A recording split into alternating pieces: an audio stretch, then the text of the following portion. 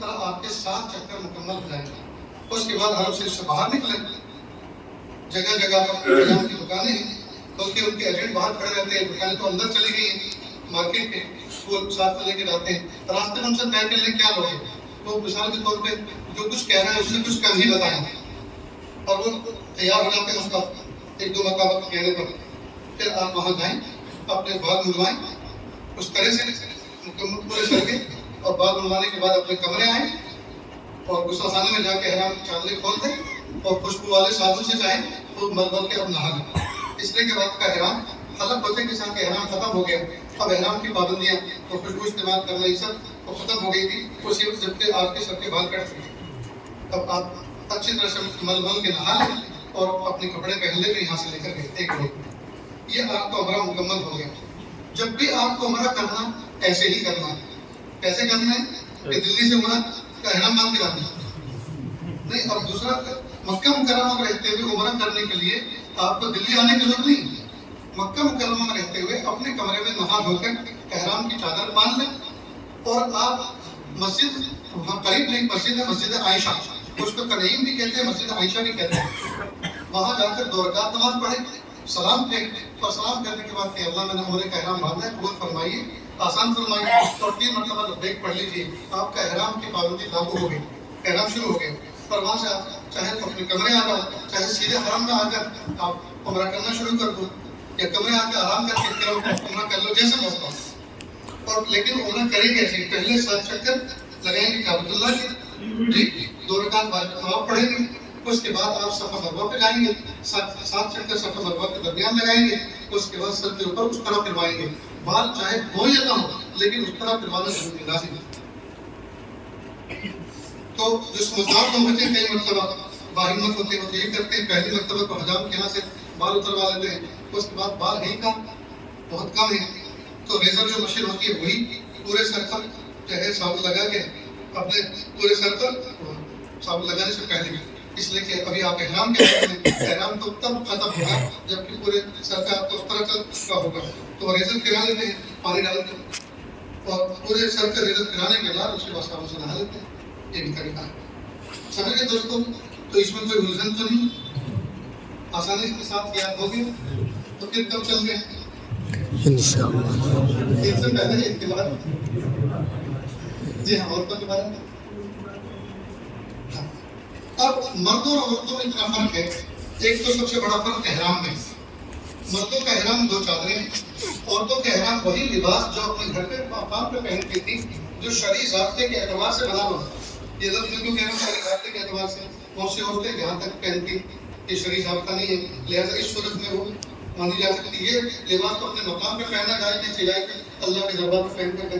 اسی طرح ایسا جھلنا لباس نیٹ والا جس میں بدن چمکتا ہوا رہتا ہے، ٹھیک ہے، وہ اسی لباس کے اندر جہاز میں بیٹھنے کے بعد یہ جہاز سے پہلے نیچے اسی میں وہ نیت کر دیں.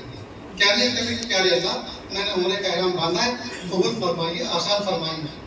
عام طور پر ہمارے اس علاقے کی عورتیں ایک اسکارف پہنتی ہے سفید احرام کے حالت میں، اور عورتوں کی اصطلاح میں، عورتوں کے نزدیک اسی کو احرام کہا جاتا ہے. شریعت کے اندر وہ احرام نہیں، نہ شریعت میں اس کا احرام تھا، بس عورتیں اس کو احرام سمجھتی ہیں.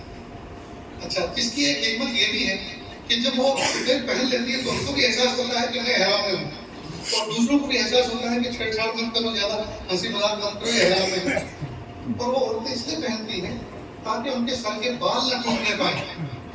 یہ اچھی احتیاط ہے. لیکن ایک غلطی کیا کرتی ہے؟ ایک تو باندھنے میں غلطی کرتی ہے. باندھتی یہاں سے ہے اور اس چیز کا کھولنا ضروری ہے، اس کا ڈھکنا نہیں، اس کا کھولنا ضروری ہے.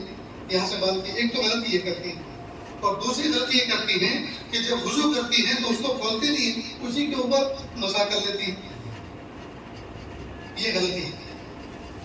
لہٰذا اس چیز کو سمجھ ذہن میں رکھیں کہ وہ جب بھی وضو کریں تو اس کو کھولیں نہیں. احرام کی حالت میں عورتوں کو چہرہ کھولنا ہے، اس پہ کپڑا نہیں ہونا چاہیے، لیکن پردہ اس طرح کریں کہ چہرہ کھلا رہے، کپڑا اس سے نہ لگے. اس کا طریقہ یہ ہے کہ یہ جو دھوپ کی ٹوکری آتی ہے چھجے والی، اس میں ایک ٹوپی تو وہ ہوتی ہے جو اوپر سے بندھی ہوئی ہوتی ہے، آگے اس میں چھجا ہوتا ہے. ایک وہ ہوتی ہے جس میں ایسے صرف ایک پٹی ہوتی ہے، ٹائٹ کرنے کے لیے اوپر کا سر کھلا رہتا ہے، یہ زیادہ بہتر ہے، لیکن اس میں گرمی نہیں ہوتی اور آگے چھجا ہوتا ہے. اسی چھجے کے اوپر وہ اسکارف کا کپڑا ٹانپ لے، اس میں سلائی بھی ملتے ہیں، بہت یہاں دلی کا جو تجربہ ہے. تو وہ چھجا ہونے کی وجہ سے اس کا کپڑا آگے لٹکا رہتا ہے، تو پردہ بھی ہو گیا اور چہرے پہ بھی نہیں لگتا. جب عورت کو نماز پڑھنی ہو تو ایسا کونا پکڑ لیں کہ وہ اس چھجے کو ایسے گھما لے، چہرہ چاہے کھل جائے، ایسے کونے میں نماز پڑھیں جہاں بے پردگی نہ ہو، اس کو وہ تاکہ چلتے میں وہ چھجا ڈسٹرب نہ کرے، تو اس کو کنارے کر دیں یا اس کو بالکل الٹا کر دیں اور اپنا نماز مکمل کر دیں. لیکن احرام کی حالت میں بے پردگی جائز نہیں ہے. بہت سے عورتیں زندگی بھر اپنے وطن میں پردہ کرتی ہیں اور وہاں جا کر دوسروں کی دیکھا دیکھی چھوڑتی ہیں. اسلام پہ یہاں نازل ہوا، یہاں پہ سب سے زیادہ پردہ تھا، جیسے سب یہ عورتیں چہرہ کھولے گی. کوئی یورپ سے آئی ہے، کوئی جو ہے امریکہ سے آئی ہے، کوئی افریقہ سے آئی ہے اور کچھ وہاں کے بے دین قسم کے ہیں، تو سارے کے سارے تو دین پہ عمل نہیں کر رہے، تو ان کی بے دینی کو آپ نقل کر رہے ہیں دین سمجھ کر. یہ کتنی بری بات ہے. اور جو علماء نے، جو بزرگوں نے آپ کو دین وطن میں سکھایا تھا، تو کیا وہ ایکسپائر ہو گیا، وہاں پہ فیل ہو گئے؟ دین وہی ہے جو یہاں تھا وہی وہاں. لہٰذا پردے تو ہرگز بے پردگی کا کوئی اور شکار نہیں.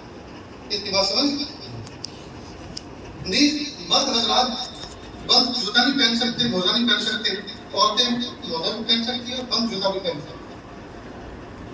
تو عورت اور مرد کے ہوتے ہوئے مرد اپنے چہرے پر چادر نہ ڈھانکے اور سر کو نہ ڈھانکے، چادر نہ ڈھانکے، سر کو نہ ڈھانکے.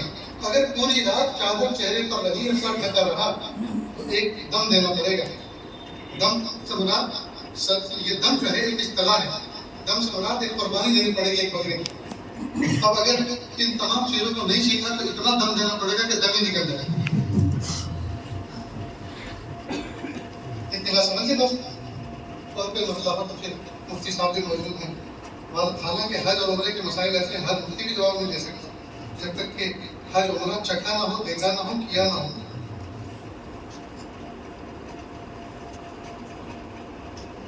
کوئی دعا فرض واجب نہیں ہے، لیکن عام طور پر قرآن پاک کی دعا رب اغفر وارحم وتجاوز عما قال انک انت العزیز الاکرم اس طرح پڑھا جاتا ہے.